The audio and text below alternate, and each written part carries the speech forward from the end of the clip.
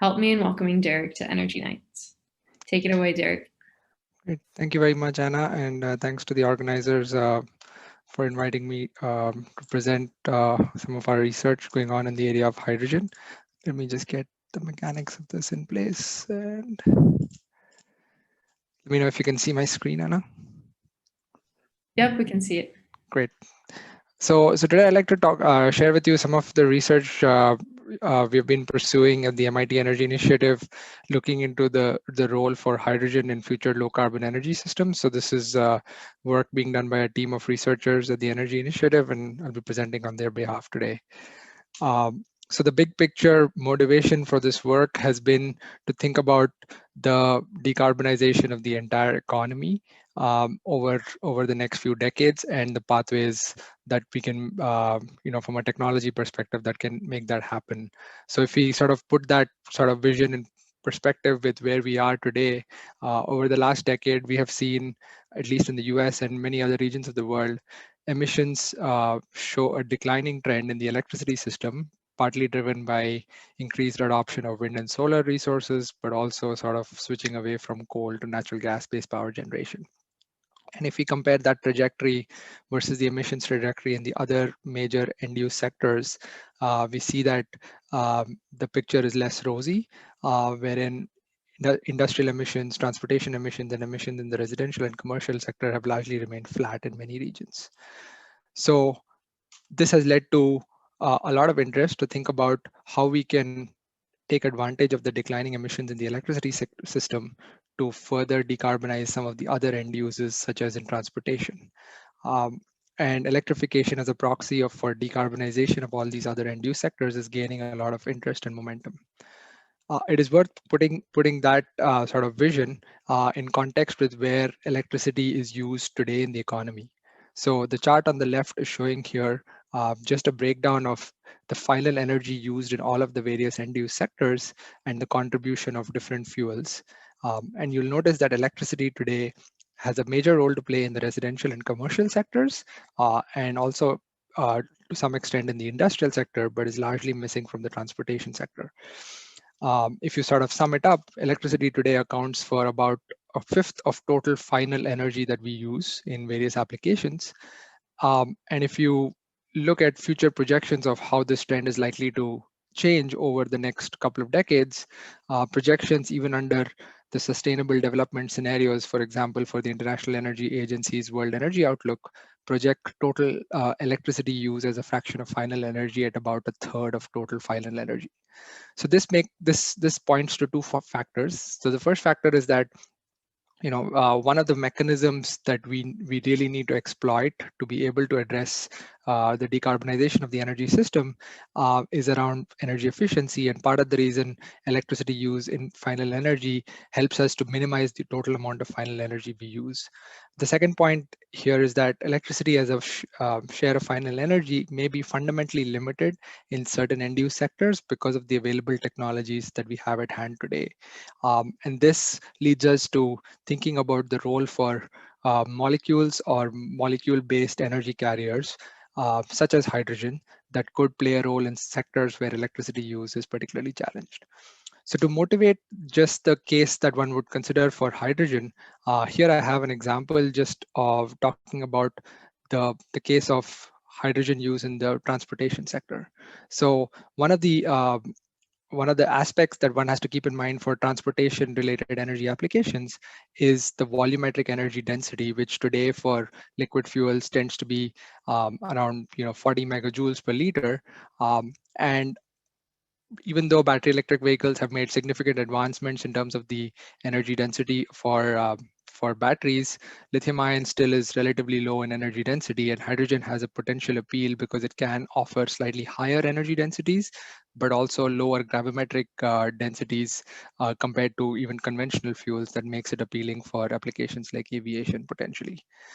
Another important point that where hydrogen could potentially serve as an important fuel source in the transportation sector is in applications where refueling times have a significant opportunity cost.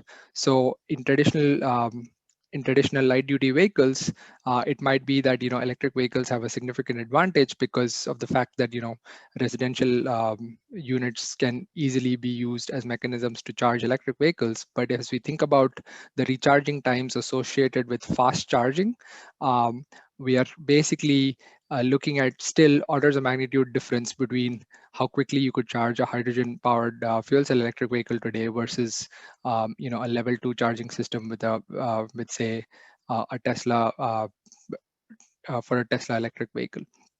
So this basically points to the fact that in applications such as heavy duty transportation, where recharging time or the time that's one has to stay down from operations has high economic costs, you could see potentially a value for molecule-based fuels like hydrogen.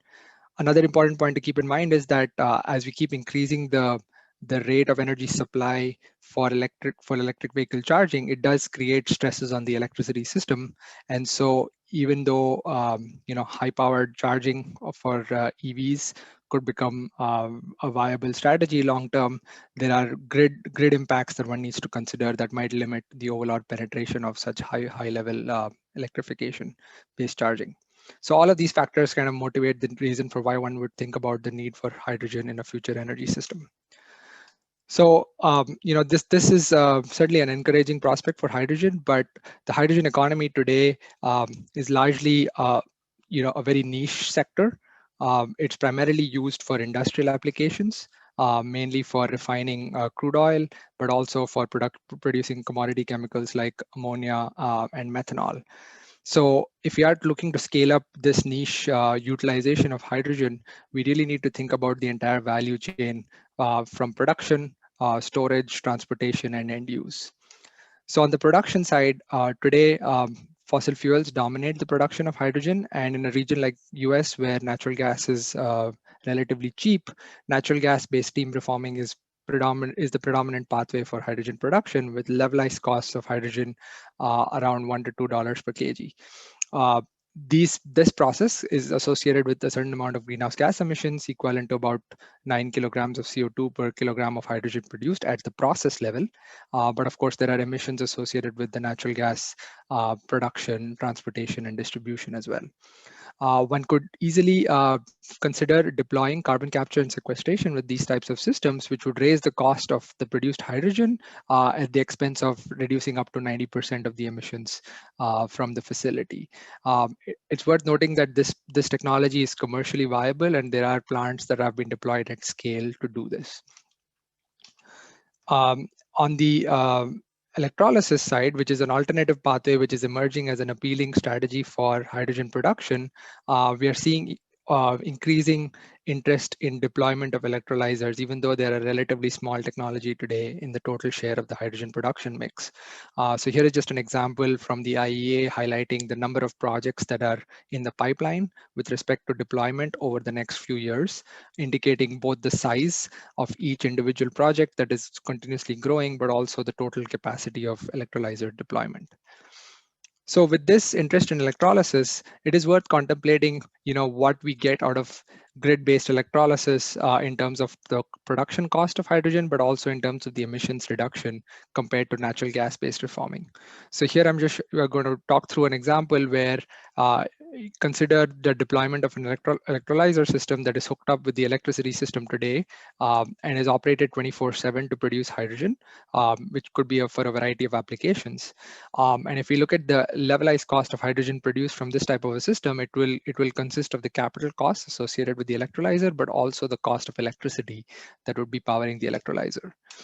So to put these numbers, to put this cost of electrolysis or hydrogen produced from electrolysis in context, consider the case of this type of a system deployed in California, where we are looking here at the levelized cost of hydrogen across a number of different locations in California's electricity market, based on historical electricity prices for the last nearly the last decade. So the panel on the left is basically showing you the levelized cost of hydrogen based on multi-megawatt scale capital costs for electrolyzers today.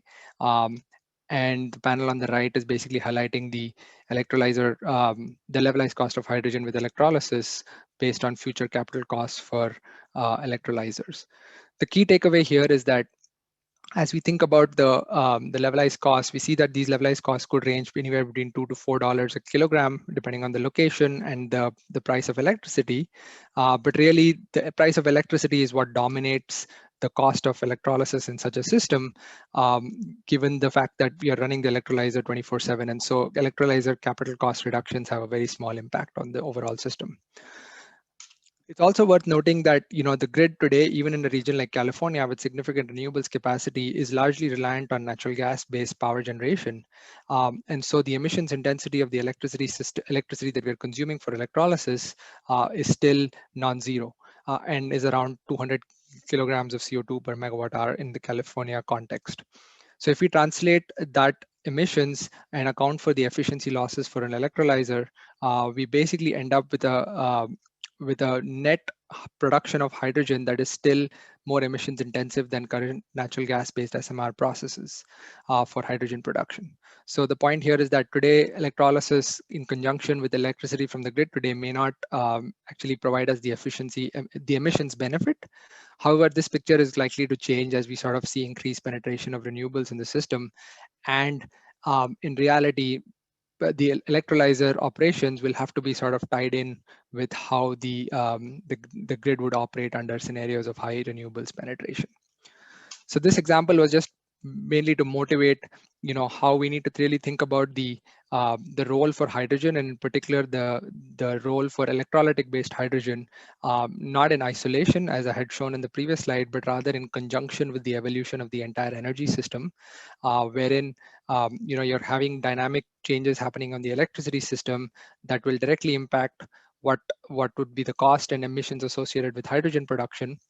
And at the same time, you have natural gas serving electricity markets today, but also potentially producing hydrogen in the small market for hydrogen that we have today, but that could also grow in the future.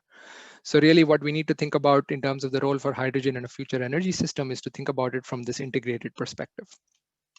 So our group has been trying to address some of these questions by developing novel analytical frameworks that can model some of these interactions across various end-use sectors, with the goal of answering questions related to the interactions between these sectors and how it influences the least cost infrastructure outcomes. Another question that is of interest is thinking about what is the role for natural gas under this integrated energy system framework, while considering stringent CO2 limits. And then finally thinking about sort of the merits of electrification versus indirect use of electricity via hydrogen in some of these end-use sectors is also an important area of interest for us. So I want to highlight one study that we have done using the framework that we are building here. This particular study has focused on trying to understand the interactions between the power system and a future hydrogen infrastructure system, through the link that hydrogen could basically be produced from electricity, but also could serve as a buffer for the electricity system by converting hydrogen back to power. So in this particular framework, we are looking at the use for hydrogen primarily in the transportation sector, along with some baseline electricity demand that the electricity system also serves. So our framework relies on modeling a range of technologies in the power and hydrogen supply chains, ranging from production, storage, and transportation. And for this particular study, we focused on the US Northeast, where we looked at sort of future penetrations of hydrogen in the transportation sector, considering 20% of the fleet transitioning to fuel cell electric vehicles. So this amounts to a hydrogen demand that we're considering for about 1 million tons per year, which is about a tenth of what the US consumes today. Along with this, we're also looking at a scenario of moderate electrification across other end-use sectors, leading to an increase in electricity demand compared to levels today. So in the next few slides, I'll briefly just highlight some of the main insights that you can get from a framework like this that looks at simultaneous interactions across various end-use sectors. So the chart here is showing basically a breakdown of the hydrogen generation capacity as a function of many different scenarios that we have modeled with different carbon prices, ranging from no carbon price all the way to $1,000 per ton per CO2. as a carbon price, as well as different capital costs of electrolyzers, which are an important driver for the integration between the power sector and the hydrogen supply chain. So what you see here is that under these scenarios, if you don't have a carbon price, and basically the production of hydrogen is most cost effective using natural gas based steam methane reforming, which is consistent with the picture that we have today. However, if you start increasing the carbon price and modeling scenarios with penalties associated with CO2, then the system starts to move towards preferring technologies with low carbon hydrogen production, and steam methane reforming with carbon capture and sequestration looks attractive. But as we think about lower electrolyzer costs that are likely to come online as the scale of electrolysis grows, we could also see basically significant penetration of electrolytic hydrogen production to meet this demand. Accompanying sort of this production capacity that is being that would be developed for hydrogen, we also see sort of the same set of scenarios impacting the electricity system, where as you're increasing the carbon price, you see a steady increase in the amount of wind and solar being deployed across the system. And you also see that dispatchable generation being driven out of the system, primarily natural gas generation being reduced. Another important point that you note here is that carbon capture and sequestration also has a role to play in the electricity system, but at much higher carbon prices compared to the hydrogen production system. So one of the important elements about thinking about any of these low carbon energy scenarios is the role for energy storage to balance the variability that exists in supply and demand, and that is likely to grow as we have more reliance on wind and solar for our primary energy input. So in our scenarios that we modeled, we find that there's a significant role for energy storage across the power and hydrogen systems, where hydrogen storage dominates over electrochemical storage in the scenarios that we've evaluated. We see that hydrogen storage, both in the form of stationary storage as compressed hydrogen tanks, which is the technology we've considered for these scenarios, competes also with mobile hydrogen storage in the form of gaseous and liquid hydrogen trucks, which play the role of balancing energy requirements at a given location, but also balancing energy requirements across multiple locations by being able to move the hydrogen between those locations. So one of the important insights that we got from this work is related to the idea of the benefits of sector coupling, or thinking about energy system design from an integrated perspective rather than a decoupled perspective. So in our framework, we're able to now effectively model a hypothetical system where we have interactions between power and the hydrogen supply chain through the interaction of being able to produce hydrogen from power and being able to supply power from the produced hydrogen at times that is needed by the power system. And we can compare the solution of that system against a system that essentially operates in a decoupled manner, where the hydrogen supply chain largely relies on natural gas-based supply for hydrogen production. So looking at the impact of the coupled system, what we find here is basically that the integration between the electricity system and the hydrogen system leads to increased penetration of renewables in the electricity system. And so that is shown on the chart in the bottom here, where I'm showing you the power system capacity change due to sector coupling, where a positive bar basically indicates the benefit that is resulting from the sector coupling, where you see increased penetration of wind and solar in the electricity system as a result of the interaction effects. So effectively, the large demand that for electricity that electrolysis creates, coupled with hydrogen storage, creates basically a form of demand response that allows increased penetration of renewables to be cost effective in the electricity system. And this also comes with cost savings up to 11% and associated emissions reductions, as one can imagine. So here, just to highlight that example, what I'm pointing out is basically the overall sort of dispatch of a system in a given particular week that we have modeled in our analysis, where we can easily see that the electrolyzer in the bottom chart shown in the green is primarily producing when the when renewables are in excess of availability compared to the demand from the electricity system, and the system then shifts towards natural gas or low carbon hydrogen production from natural gas during times when electricity is in short supply. Finally, I want to just highlight that the hydrogen value chain is not just about production, but it's also very much dependent on being able to move hydrogen to serve distributed end users, such as in the case of transportation. So it's important to think about the technology choices, not just at the production level, but also integrated with the technology choices that exist in moving hydrogen. So in this particular example, I'm just plotting the total amount of hydrogen that is transported across two sets of scenarios. The scenarios on the left are scenarios that indicate scenarios where hydrogen is produced centrally from steam methane reforming because electrolysis is expensive.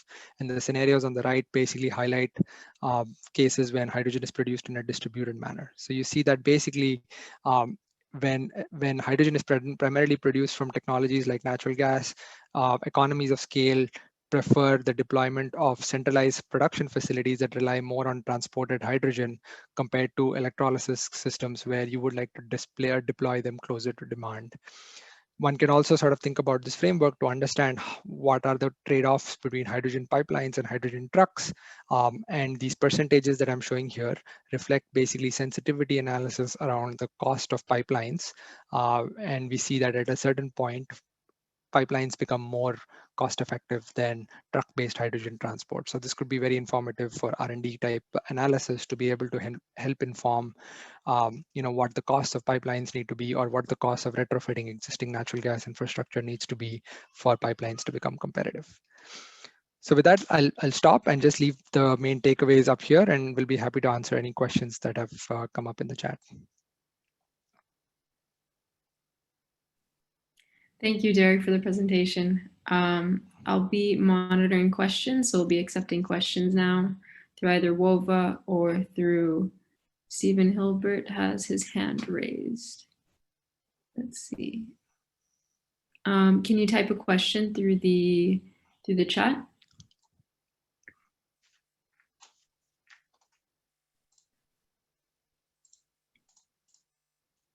We have one question from our team about, could you speak a little bit on the safety while using hydrogen and during transportation and storage of hydrogen? Right. So that's a great question. So, hydrogen, one of the, so hydrogen is definitely a very combustible molecule. So you have to handle it, with the necessary safety precautions. However, I think one of the important points to keep in mind is that hydrogen is, as an end use commodity, is a large scale industry, and there are pipelines that exist for hydrogen, close to 3,000 miles of pipelines across the US as well as in Europe, and so with the appropriate safety precautions, hydrogen can be handled safely. But certainly, I think it is a component of the deployment of a hydrogen infrastructure that one really needs to be paying attention to. Thank you for that answer. So we can, so Stephen lowered his hand, but we have a question from Hugo who says, what is the potential of producing energy from the extra wind energy production? Yeah, so I think that's a great question. So I mean, I think our approach has been to think about it a bit more holistically than just thinking about extra wind production. So we're thinking about the opportunities for basically trying to utilize excess electricity or cheap electricity when it is available to produce hydrogen. But one of the things that one has to keep in mind is that hydrogen as a commodity there is a cost associated with storing it. So it's not just simply a matter of producing it, but one has to think about what is the end use pattern. So our analytical framework basically is able to sort of account for the techno-economics of both the production when you actually have cheap electricity, but then also being able to serve that to the end use customer when they actually need it. So yeah, so there is quite to answer, I guess, Hugo's question. There is a lot of potential to use renewable energy to produce hydrogen via electrolysis. Great answer. We got a question from Tom who's asking, What efficiencies did you assume for the electrolyzer and fuel cell? Yeah, so in our analysis, we've looked at electrolyzer efficiencies near 60%, which are sort of similar to PEM electrolyzers that are on the market today. They're anticipated to get better over the next decade or so as electrolyzers scale up in terms of their manufacturing and deployment. But we do run a range of sensitivity analysis because there are a number of different parameters with any of these types of models that can influence outcomes. Thank you for your answer. I'm going to switch to the WOVA for one question here. We have a question from Mike who's saying, how do we shift off natural gas to PV and wind for hydrogen production? Yeah, so I think the US context is particularly challenging because natural gas is just much cheaper compared to in some other regions where the incentive to switch to electrolysis-based hydrogen would be greater. However, that said, as we see more renewables being integrated in the electricity system, the lowering cost of electricity coupled with policy support around incentivizing low carbon hydrogen production would basically enable that switch. Thank you. Here's a question from Zach Caruso. He says, you mentioned that hydrogen might be competitive if the grid cannot accommodate EV growth. Can you explain how hydrogen production from electrolysis is more efficient or easier to accommodate for the grid than EVSE? Yeah, so the main challenge with electric vehicles is not so much on the transmission system, which is what most of the research the results that I had shown you pertain to.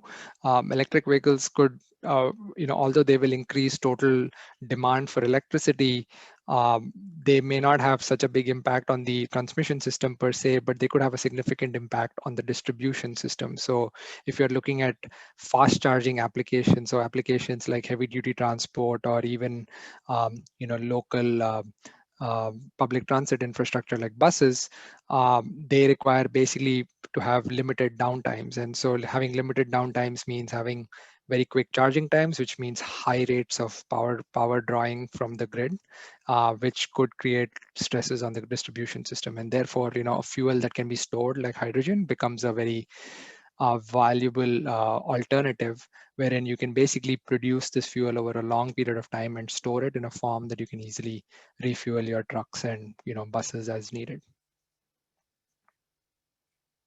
Thank you for your answer. Sorry for the background noise. But we have a question from Casey. How much renewable power generation do we need to replace all SMR hydrogen today? How much would that cost? Yeah, so that's a good question. I can do the numbers, but I don't have them with me right now. So feel free to reach out to me later on, and we can have that conversation. But I'm sure that's yeah. I don't want to speculate because that's a fairly easy calculation that I can't do at the top of my head right now. Great. And then we have a question from Khalid who says, does the analysis consider high temperature electrolysis from nuclear energy? So no, we've not considered that in this particular set of analysis, partly because amongst the electrolysis technologies, high temperature electrolysis in our assessment at least is the least technology ready and scaled up. But that said, there are obviously some synergistic integration opportunities between high temperature electrolysis and nuclear power that could be easily evaluated in the framework that we have developed here. So if the person is looking for doing a detailed assessment, he should just reach out to us and we'll be happy to talk more. Great. I'll be asking one more question, and here says, is using electrolysis to convert hydrogen and combusting in an ICE vehicle at 10% efficiency doesn't seem efficient. Can you discuss this, please? Yeah, so I think there's no doubt that, you know, if you're going to use hydrogen as a transportation fuel, it is less efficient overall compared to using electricity directly. However, as I mentioned, you know, that is not the full picture. You have to think about um, the cost of delivering and supplying that hydrogen, and the cost of delivering and supplying those electrons to power that electric vehicle need to be factored in. And in particular for applications where, you know, you need quick recharging, that could be particularly challenging. So I'm not suggesting that light duty vehicles will not be electrified. I think that's pretty much underway and will likely accelerate. I'm talking more about applications like buses, or, you know, mass transit, or even heavy duty freight transport, where EVs could potentially be challenged at given current technology. Great. Thank you so much, Derek, for joining us tonight. That concludes the round of questions and answers.